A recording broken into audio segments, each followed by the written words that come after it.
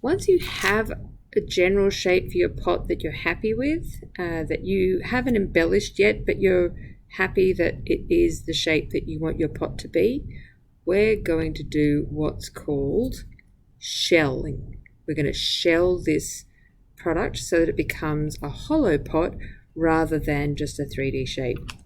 And we can do that with one click, which is really fantastic. So we're going to click on the whole pot that we're going to shell. So in this case, mine is a revolve. And then up on this, in the features menu, across the top, we're going to go past all of our extrude cuts and into this section. And we're going to find the thing that says shell, which hollows out a part. When I click on shell, it gives me some properties that I have to choose.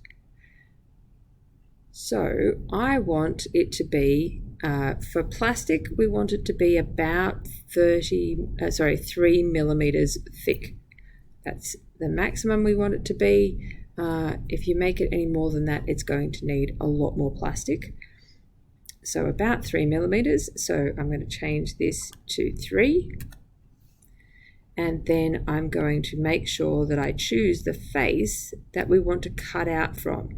So you could cut out from the bottom up, and then it would be upside down, kind of like a rook from a chess game. But I'm going to cut down this way. So that means I need to select this face. And that's it. All I do now is click the tick, and you'll see when I rotate that my pot now has a great big cavity in the center where I can put my dirt to plant my plant. And I will need some drainage holes, but that is going to give you the majority of your pot done except for any embellishment